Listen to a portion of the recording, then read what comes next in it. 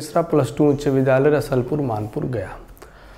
आज हम 12वीं कक्षा के सबसे इम्पोर्टेंट महत्वपूर्ण विषय जो है उस पर हम चर्चा करने जा रहे हैं। विषय है क्या, महत्वपूर्ण चीज़ है क्या, तो जो भी बच्चे बोर्ड परीक्षा में परीक्षा देने के लिए जा रहे हैं उनके लिए सबसे महत्वपूर्ण चीज़ है कि पहले वो अपने प्रश्न पत्रों को जान लें कि किस प्रकार का हमारा प्रश्न पत्र हमें परीक्षा में आएगा और उस प्रश्न पत्र को हमें किस तरीके से लिखना है, उसका समय प्रबंधन क्या है, टाइम मैनेजमेंट, यानी जो भी हम प्रश्न देंगे उसका उत्तर देने का कितना देर हमें समय निर्धारित करना होगा कि हम सभी प्रश्नों का उत्तर दे पाएंगे और किस तरीके के प्रश्न हमको पूछे जाएंगे।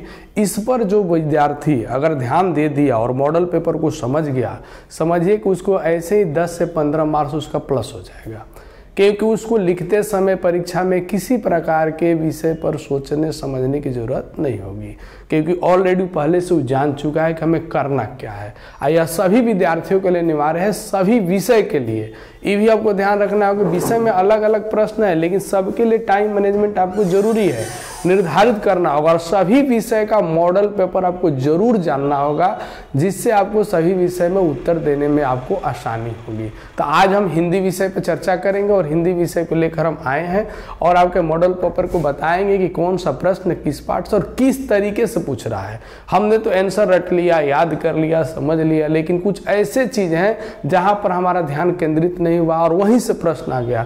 और सारे प्रश्नों में मात्र 5 या 10% ही प्रश्न जो होते हैं कठिन होते हैं, बाकी सब तो एवरेज रह, क्योंकि जो प्रश्न बनाए जाते हैं, जो तैयार किए जाते हैं, उसमें इस चीज़ का ध्यान रखा जाता है कि टॉपर स्टूडेंट और जो है मध्यम क्लास का जो स्टूडेंट और जो सबसे बिलो नॉर्मल, यानी सबको मिला करके पेपर का निर्धारण किया जाता है। उसमें जो है 5 से 10% ऐसे प्रश्न होते हैं जो कठिन होते हैं और उनके ऊपर हमें विशेष ध्यान देने की आवश्यकता है।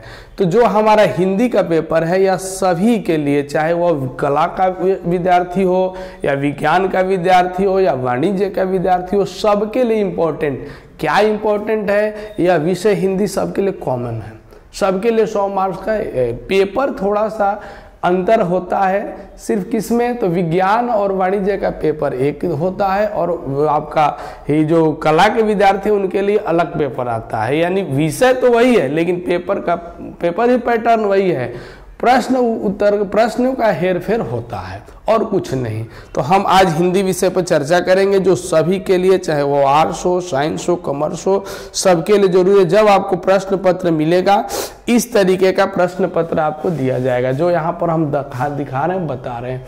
इंटरमीडिएट या पिछले साल का 2021 का पेपर है, आपको एनुअल हिंदी कंपलसरी अनिवार्य हिंदी ISC ICOM का पेपर है जो पूछा गया है।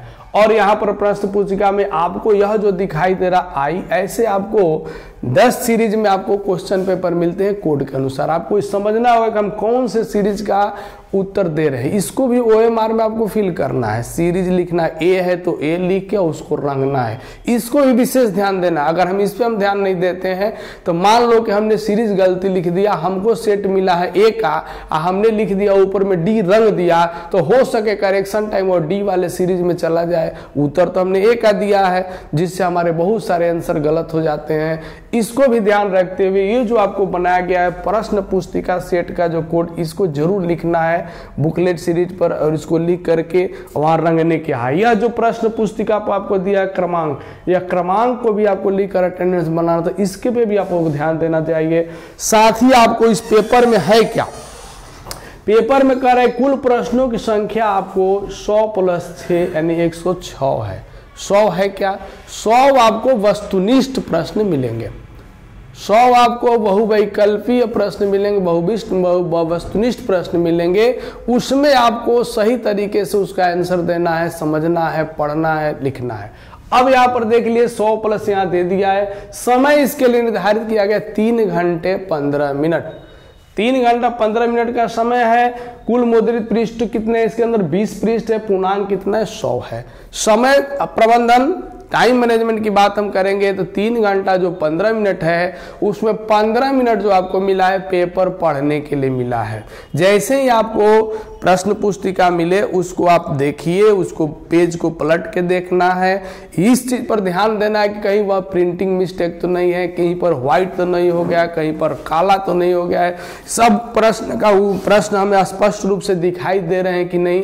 इस चीज के लिए आपको सारे पेज को 20 पेज जो है उसको पलट कर देख लेना है और पूरे तरीके से यह अपने आप को बना लेना कि नहीं इसके अंदर किसी प्रकार का कोई गलती नहीं, कोई मिस्टेक नहीं। अगर गलती है तो आप जो वहाँ वीक्षक उनको बताइए, वो प्रश्न पत्र आपका चेंज कर देंगे, लेकिन जब लिखने के बाद आप बताइएगा तो वह चेंज नहीं होगा। इसीलिए 15 मिनट आपको समय प्रश्न पुस्तिका को पढ़ने के लिए दिया गया, उसको पढ़ना है, देखना है, समझना है, गलतियों को जानबूझ के आगे बढ़ना है। फिर कहता है कि परीक्षार्थी के लिए निर्देश है, परीक्षार्थी OMR पर उत्तर पत्रक पर अपना प्रश्न पुस्तिका क्रमांक 10 अंकों का अवश्य लिखे जो ऊपर दिया गया है। यह 10 अंकों का है, इसको लिखना है आपको। 106 से लेके जो यहाँ पर यह विषय का कोड है, आपको 106 जो है प्रश्न या हिंदी का कोड है और उसके बाद यह नंबर दिया गया, इसको ध्यान से देखकर लिखना होगा, समझना होगा। आगे जो आपको है परीक्षार्थी लिख रहा है कि परीक्षार्थी यथासंभव अपने शब्दों में उत्तर दें। आपको अपने शब्दों में उत्तर देना है, आप कहीं से रट लिए हैं, कहीं समझ लिए, लेकिन अपने शब्द में आप उत्तर दीजिएगा, हिंदी में वह बेहतर है, अच्छा अंक लाने का तरीका है। परीक्षार्थी कह रहा है कि दाहिने और हाशिए पर दिए अंक पूर्णांक निर्दिष्ट करते हैं और जो मॉडल वह देखे तो दाहिने वहां पर अंक देने के लिए शिक्षक के लिए बनाएंगे, उसको कुछ नहीं करना है। प्रश्नों को ध्यानपूर्वक पढ़ने के लिए परीक्षार्थियों को 15 मिनट अतिरिक्त समय है। 3 घंटा लिखने का है, 15 मिनट पढ़ने का है, ध्यान रखना है। यह प्रश्न पुस्तिका 2 खंडों में है, खंड अ और खंड ब। खंड अ में क्या है, वस्तुनिष्ठ प्रश्न है जिसमें 100 प्रश्न आपको मिलेंगे। इसीलिए खंड अ को जब लिखिएगा तो खंड अ में आपको, और यह जो वस्तुनिष्ठ प्रश्न है आपको 1 घंटा में ले लिया जाता है, क्योंकि OMR पर होता है और OMR को रंग के आपको कंप्लीट तैयार करके 1 आवर में इसको दे देना है वीक्षक को, फिर अपना उत्तर लिखना प्रारंभ करना है। अ वाला जो है खंड अ में 100 वस्तुनिष्ठ प्रश्न है, जिनमें से किन्हीं 50 प्रश्न के उत्तर देने हैं। टोटल कितने प्रश्न हैं आपको, 100 हैं। आंसर कितने का देना है, 50 का ही देना है। आपके लिए बहुत ही अच्छा यह सुअवसर कहा जाएगा, हिंदी में 90+ लाने के लिए बहुत ही अच्छा समय है, क्योंकि डबल इस बार में बिहार बोर्ड अनाउंस कर चुका है कि जो प्रश्न आपको लिखने उसके डबल आपसे प्रश्न पूछे जाएंगे।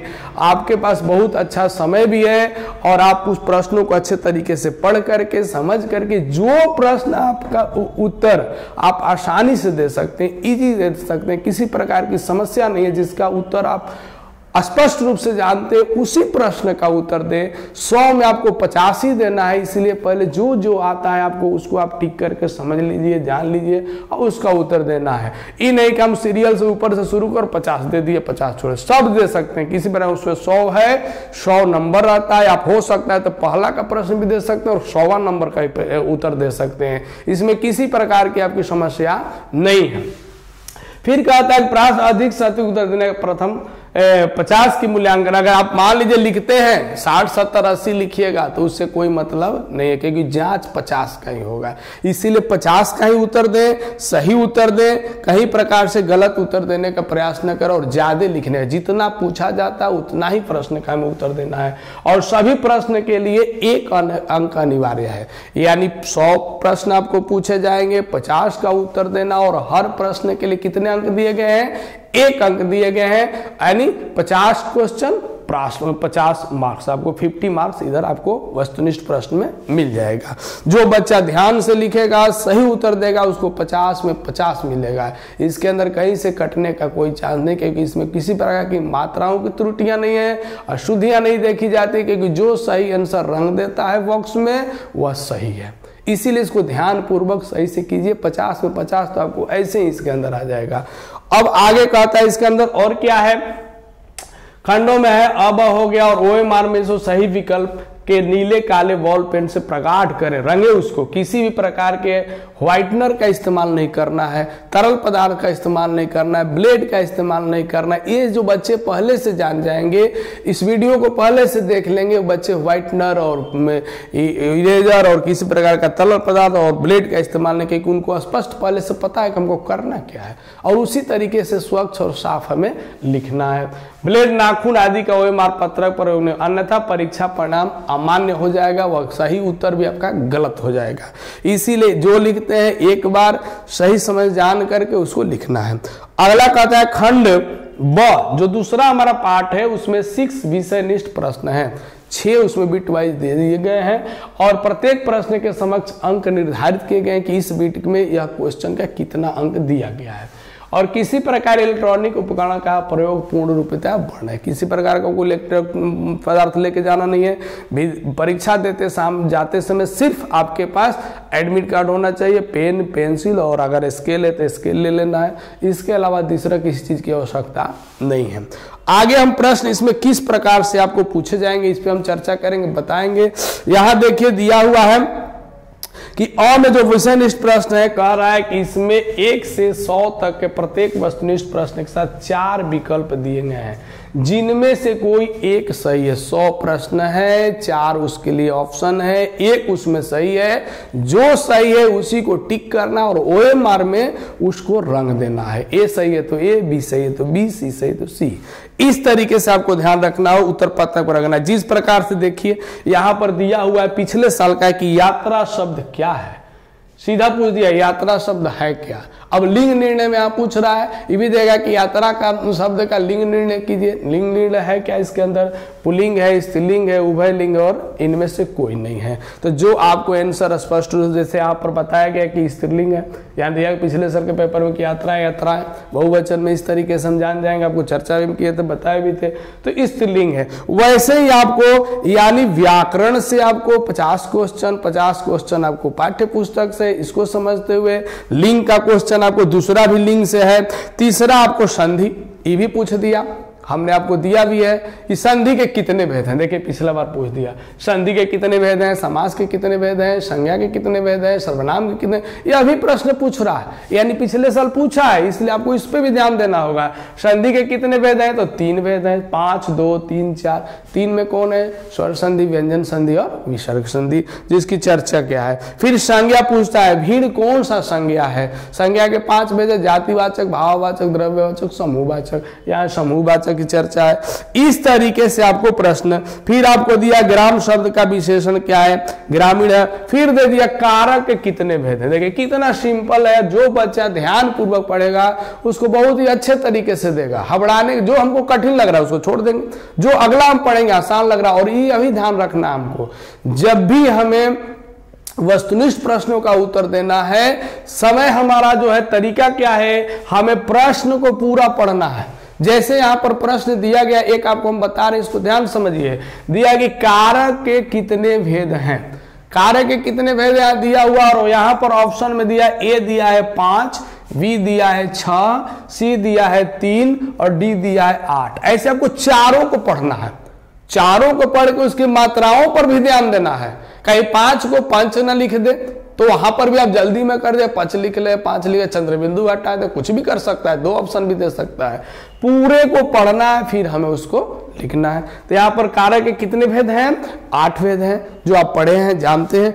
ऐसे ही बहुत सारा इजी, यहाँ नया साल क्या है, नया शब्द क्या है लिखा है, नया शब्द विशेषण क्या है, जिसने गुरु से दीक्षा ली हो को एक शब्द कहा गया है, दीक्षित कहा गया। दीक्षित, शिक्षित, आचार्य, पांडित्य, ये सब सारे जो ऑप्शन भी रहते हैं सब समान नहीं रहते हैं, मिले जुले रहते हैं, लेकिन उसमें से हमको सही उत्तर चुनना है।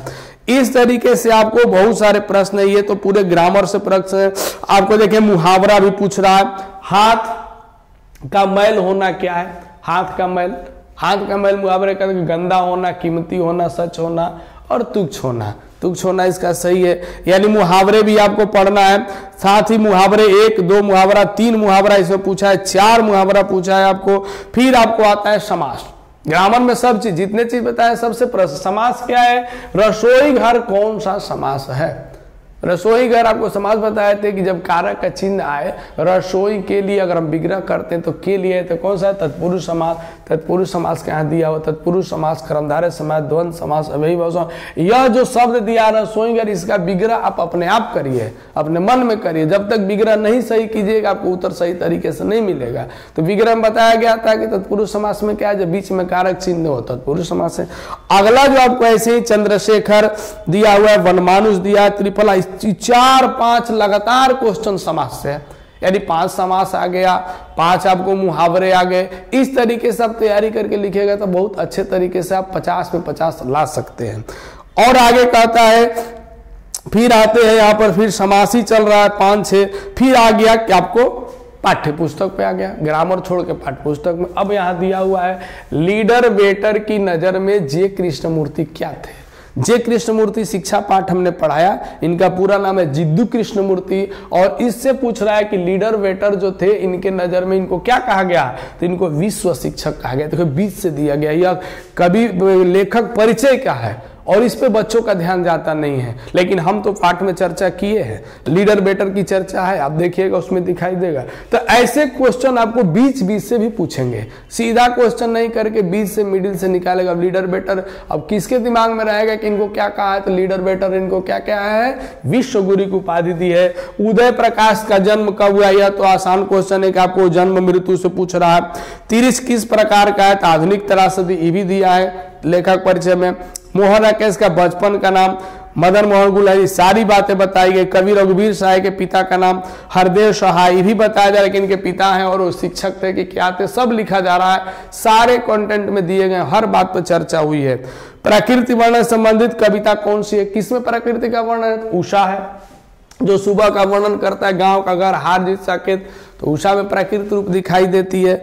भूषण की कविता कौन रस पाया जाए? ये भी हमने बताया। भूषण क्या बताया? बीज रस। और ये श्रृंगार काल के, मैंने श्रृंगार काल कहिए या रीति काल कहिए, एक ही कवि है भूषण, जिन्हें भी रसात्मक कविता। जहाँ भाव है, भय है, देखिए लाइन बीच की है, ये भी आपको ध्यान रखना होगा प्रश्न में कि जहाँ भय है वहां मेघा नहीं हो सकती। या किस पठित पाठ की उक्ति है? बताइए, पाठ के बीच से पूछ रहा है। अगर आप जब तक पाठ को नहीं पढ़िएगा इस लाइन को कैसे पकड़ सकते हैं, कैसे जान सकते हैं? तो यह जो लाइन है किस पाठ का है? शिक्षा पाठ से लिया गया, जे कृष्णमूर्ति द्वारा लिखा गया। अर्धनारीश्वर शीर्षक पाठ के लेखक, ये आपको सिंपल है, ये सब आप जान सकते हैं। बीच बीच से जो प्रश्न आपको पूछ रहे इस तरीके से आपको।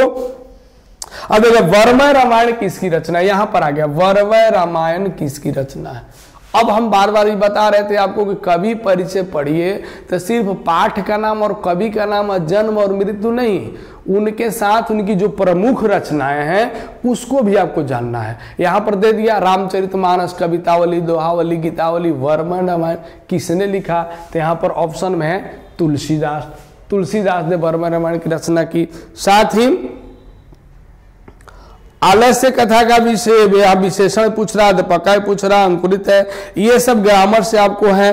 फिर आगे जैसे जैसे हम बढ़ने जा रहे हैं, देखिए इस प्रकार से क्वेश्चन आपको देगा। सब में जो है वस्तुनिष्ठ प्रश्न में 4-4 ऑप्शन दिया हुआ। अब सूरदास जी की भाषा, सूरदास जी किस भाषा के कवि है? कुछ ऐसे कवि हैं जो ब्रज भाषा में अपनी रचना लिखे हैं, कुछ ऐसे कवि है जो अवधी भाषा में, दोनों कवि पढ़ना है। तुलसीदास जी अवधी भाषा में अपनी रचनाएं किए हैं, ब्रज भाषा भी उनको आता था, ब्रज भाषा में उनकी विनय पत्रिका, लेकिन मुख्य भाषा अवधी।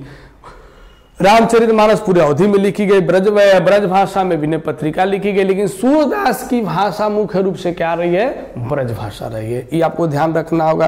दलित साहित्य का सौंदर्य शास्त्र देखिए भी दिया है, किसने लिखा? ओम प्रकाश वाल्मीकि, यह इनकी प्रमुख रचनाओं से।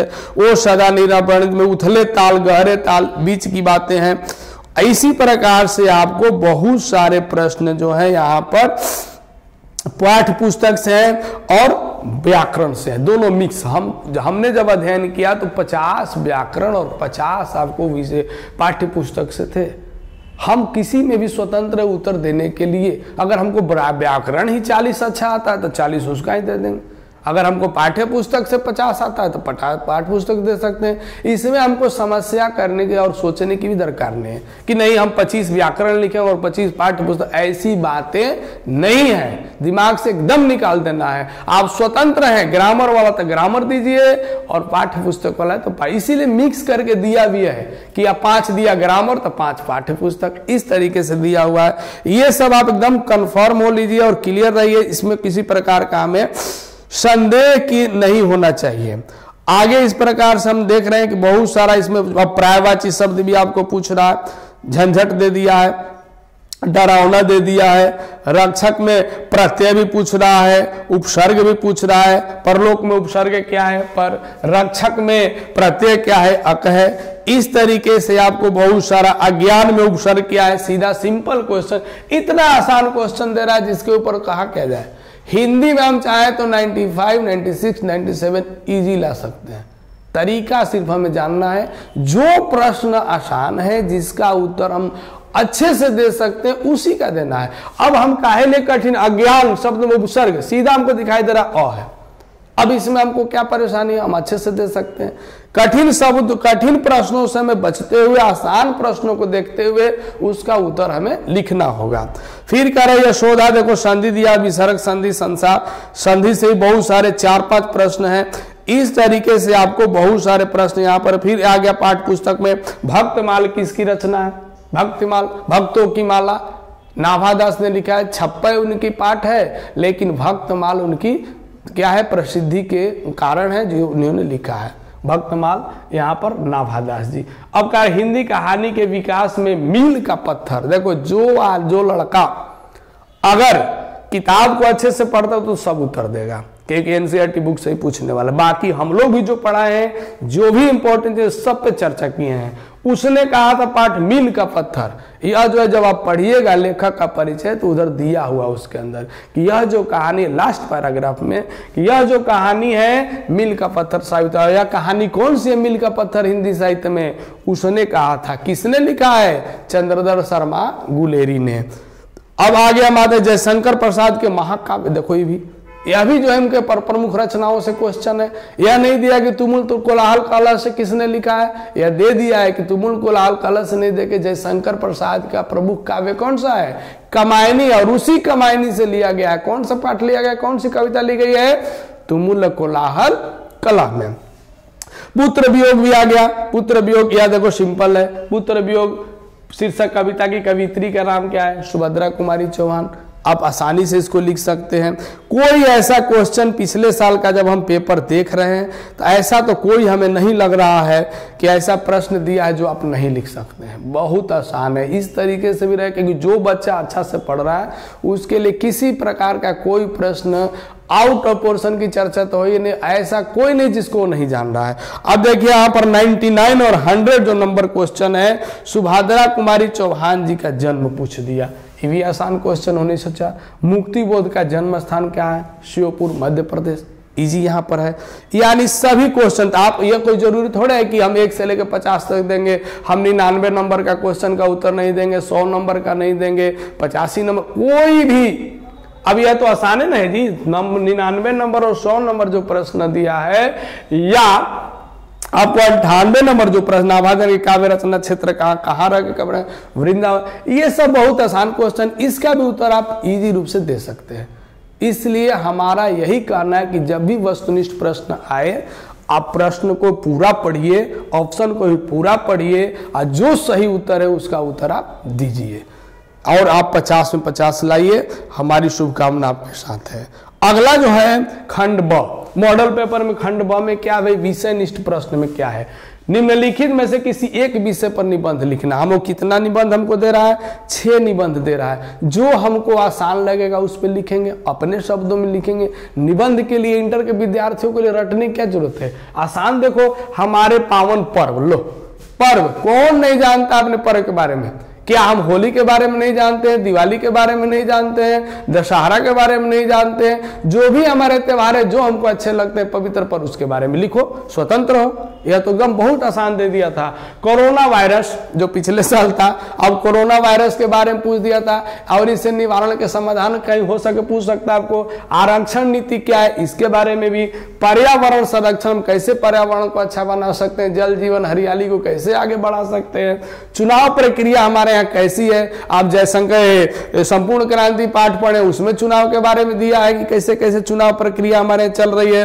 अब मोबाइल है, इंटरनेट, यह भी बहुत आसान, कोई ऐसे राइटिंग के लिए हमें सोचना ही नहीं है, यह तो हमारे बीच से आ रहा है जिसको हम जान रहे हैं। आराम से अपने शब्द में लिखिए, इतना अपने अंदर आप अपने आप को आगे बढ़ाइए। दूसरा जो हमारा है निम्नलिखित में से किन्हीं दो अवतरणों की सप्रसंग व्याख्या। देखिए व्याख्या जो है आपको 4 व्याख्या पूछ रहा है, 2 गद्य से या 2 पद्य से। व्याख्या होता क्या है, पाठ के बीच का कोई लाइन देता है और आपको लिखना होता है कि यह प्रस्तुत पंक्ति किस पाठ से ली गई है, लेखक कौन है या कवि कौन है, और इस पंक्ति में कहना क्या चाहते हैं।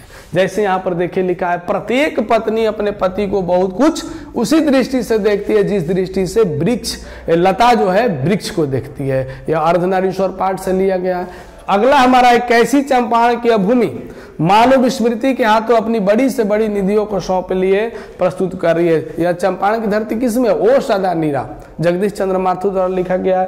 पूर्व पश्चिम से आते हैं नंगे बूचे नर कंकाल, सिंहासन पर बैठा उसको तग में कौन लगाता है, अधिनायक पाठ का है, रघुवीर सहाय इन्होंने लिखा। उसके बाद आगे हम आते हैं, फिर से फिर भी रोता ही रहता है, नहीं मानता है मन मेरा, बड़ा जटिल नीरस लगता है, सूना सूना जीवन मेरा, पुत्र वियोग, सुभद्रा कुमारी चौहान। अगर आप कविता को 1-2 बार पढ़ते हैं तो बस आराम से लिख सकते हैं, या हम लोग का वीडियो देखिए उसमें अच्छे से कविता को पढ़ाया गया, बताया गया, सुन के आपको याद आ जाएगा कि कौन सा है।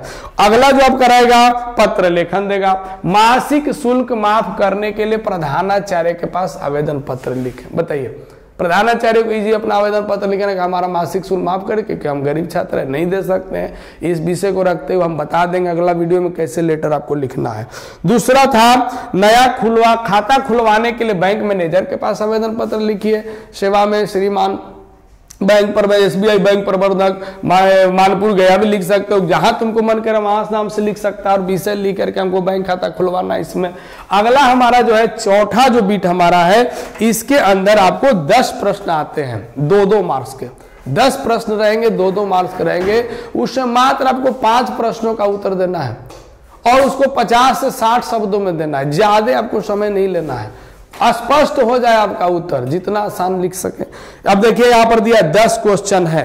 जयप्रकाश नारायण की पत्नी का नाम क्या था और किसकी पुत्री थी, बताइए वह पत्नी कौन। आप जब जयप्रकाश संपूर्ण क्रांति पढ़ेगा, प्रभावती देवी, और एक जो गांधीवादी थे उन्हीं के पुत्री हैं वह। नारी की पराधीनता कब प्रारंभ हुई, जब से कृषि का आविष्कार हुआ। बहुत सारे क्वेश्चन इसमें दिया हुआ है। भगत सिंह के विद्यार्थियों से क्या अपेक्षाएं, क्या चाहते हैं कि विद्यार्थी करें। मानव और सिपाही एक दूसरे को क्यों मारना चाहता है, कि एक युद्ध में वो लड़ने के लिए गया, एक जो है भारत के तरफ से, एक जो है जापान का सैनिक है और दूसरा किधर से लड़ रहा है, तो म्यांमार की तरफ से। कुंती का परिवार, देखो दोनों क्वेश्चन एक ही पाठ से दे दिया, ये भी होता है। पहला क्वेश्चन में मानव और सिपाही एक दूसरे क्यों मारना चाहता है। अब पछवा का कुंती का परिचय दीजिए। कुंती कौन है, मानव के घर के बगल में रहने वाली उसकी पड़ोसन है जो उसको रहती है। भूषण ने शिवाजी की तुलना मृगराज से क्यों की है, मृग के समान। मृगराज कौन है, शेर की भांति किया है। और हृदय की बात का अर्थ क्या है, हृदय की बात तुमुल लाल कलम में, यानी कहता है कि तुम हृदय हो तो मैं तुम्हारा, तुम मन हो तो मैं तुम्हारी हृदय हूं, जो तुम्हारे मन को, विचलित मन को शांत करूंगी। प्यार का इशारा है, क्रोध का दुधारा से क्या तात्पर्य है। प्यार भी करने वाला इस धरती पर एक जैसा है और क्रोध भी करने वाला धरती पर एक जैसा है। हरचरणा कौन है, हरचरणा हरिचरण जो अधिनायक में जो फटा सुतुना पहने गाया जा रहा है। और दोनों क्वेश्चन देखिए कैसा पेपर सेट हुआ है, इतना आसान है। एक ही पार्ट से 2 क्वेश्चन एकदम सरल। हरचरणा कौन है और अधिनायक कौन है, बताइए। एक ही पाठ, अधिनायक शीर्षक पाठ से लिया गया। अधिनायक कौन है, तानाशाह है जो हमारा शासक बने, जो हमारे ऊपर शासन कर रहा है। और हरचरणा जो है एक गरीब नागरिक है जो जनता का प्रतीक है, और वह फता सुंदर वगैरह। यानी ये जो बोर्ड का पेपर है और एक ही प्रश्न से 2-2 क्वेश्चन रिपीट हो रहा है एक ही बिट के अंदर। इसको भी आपको देखना तो आप आसानी से लिख सकते हैं। अगला जो आपका है इसके अंदर आपको 6 प्रश्न मिलेंगे और 3 का ही उत्तर देना है। वेरी इजी है, जो आपको आसान लगे उसका। जैसे अर्धनारीश्वर निबंध व्यक्ति विचारों का संक्षेप में लिखे, अर्धनारीश्वर पाठ में क्या उसको लिखना है। लाहना सिंह का चरित्र चित्र, लाहना सिंह कौन है? जो अमृतसर के गलियों में घूमता है, तेरी कुड़माई हो गई, उसके बाद की चर्चा।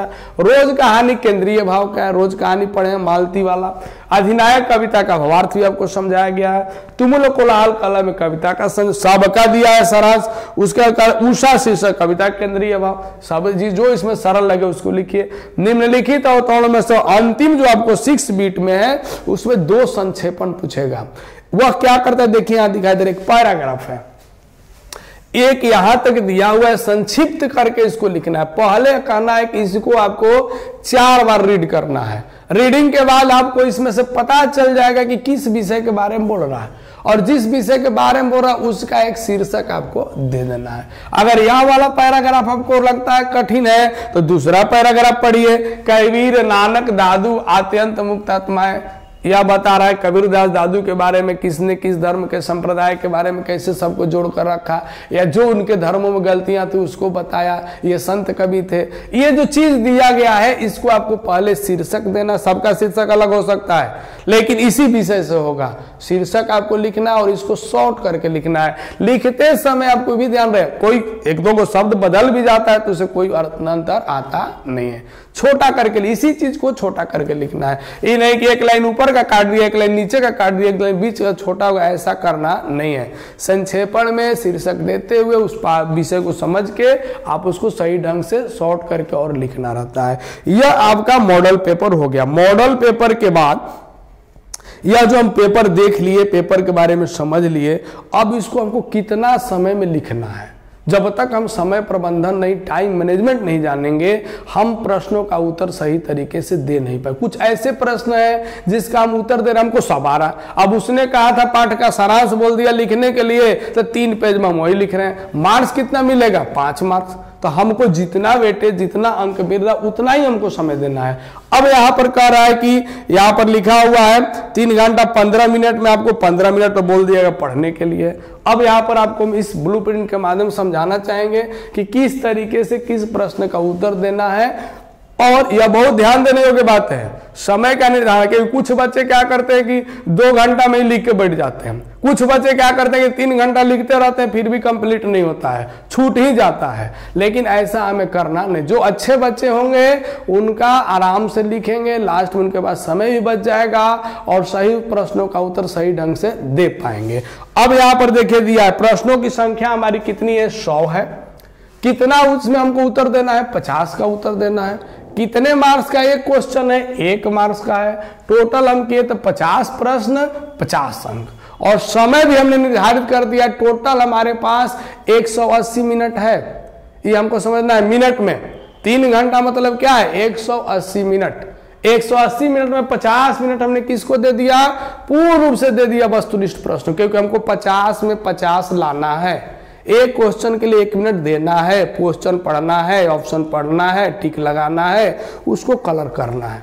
उसी में 10 मिनट जो आपका समय है अटेंडेंस के लिए आते रहेंगे जाते रहेंगे वीक्षक लोग, उसमें भी आपका समय जाएगा।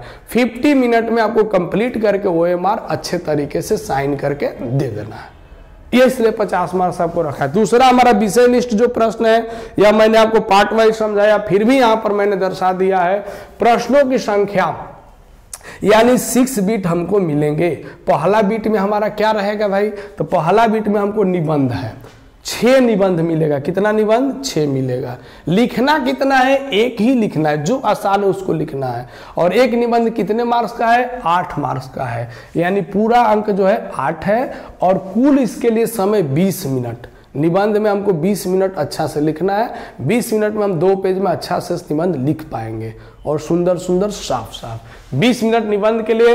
दूसरा हमारा व्याख्या है, 4 व्याख्या देता है, 2 गद्य से 2 काव्य से। कोई जरूर नहीं 2 गद्य है तो गद्य लिखो, 2 काव्य है तो काव्य लिखो, मिक्स लिखने की जरूरत नहीं है। जो अगर मिक्स आपको आसान है तो मिक्स लिखे, कोई रुकावट नहीं है। 4 में हमको 2 ही लिखना है, और एक कितने मार्क्स का है? 4 मार्क्स का है। तो 4 दूना 8 मार्क्स हो गया आपको। 20 मिनट इसको ले, 10-10 मिनट एक के लिए। उसके बाद पत्र लेखन हमारा पूछता है, 2 पत्र लेखन आता है। लिखना कितना रहता है? 1, और एक कितने मार्क्स का है? 5 मार्क्स का है, और इसके लिए 10 मिनट। एक पेज में हमारा पत्र होना चाहिए और 10 मिनट पूरा उसको दो और ढंग से सुंदर लिखो, कॉमा कहाँ लिखना है, खड़ी पाई कहाँ देना, पूर्ण विराम कहाँ देना, इसका ध्यान रखते हुए हमें लिखना है। साथ ही हमारा लघु प्रश्न 10 पूछते हैं। लघु प्रश्न कितना है? 10 है। लिखना कितना हमको? 5।